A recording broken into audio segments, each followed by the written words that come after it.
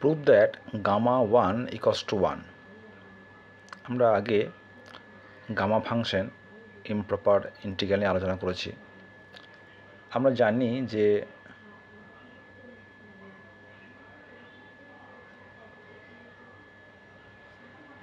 Gamma n equals to integration 0 to infinity e to the power minus x into x to the power n minus 1 dx, যেখানে nটা হচ্ছে greater than 0।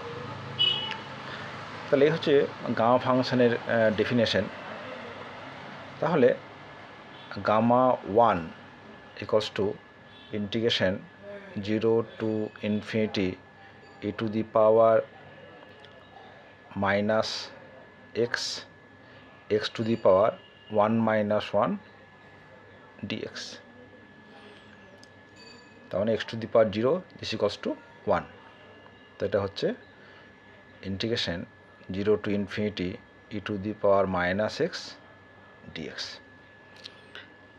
তাহলে এখন এই যে improper at infinity, আমরা এগুলো কি বের করি না, limit x tends to infinity integration 0 to capital X e to the power minus x dx। তাহলে এখন আমরা এই integration 0 to infinity e to the power minus x dx এই ইন্টিগ্রেশনটা আমরা করব।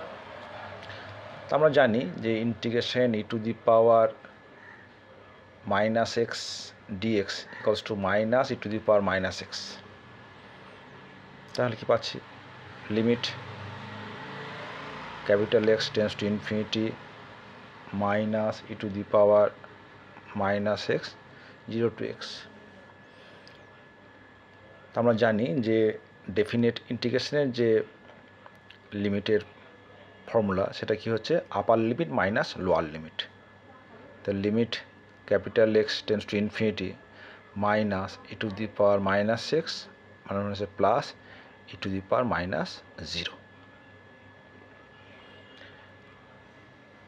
তো লক্ষ্য করে দেখো এই যে e to the power 0, আমরা জানি যে e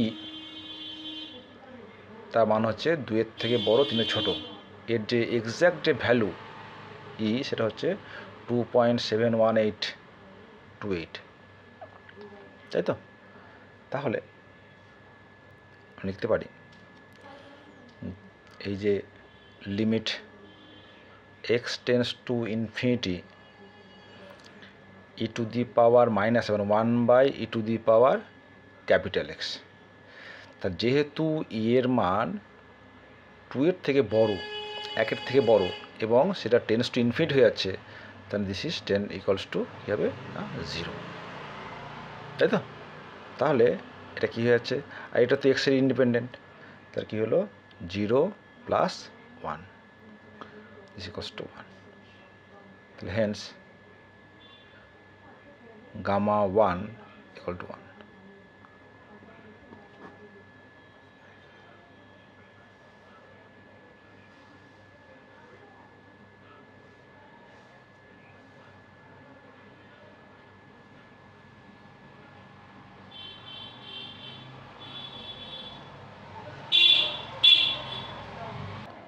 তোমরা এখানে মাইনাস 0 লিখতে পারো, কোনো আপত্তি কিছু নেই, কারণ 0 মাইনাস 0 প্লাস 0 একই ব্যাপার, ঠিক আছে?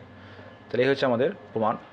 আমরা আরও যে গামা ফাংশনের যে প্রুফগুলো রয়েছে সেগুলো পরবর্তী ভিডিওতে আলোচনা করব।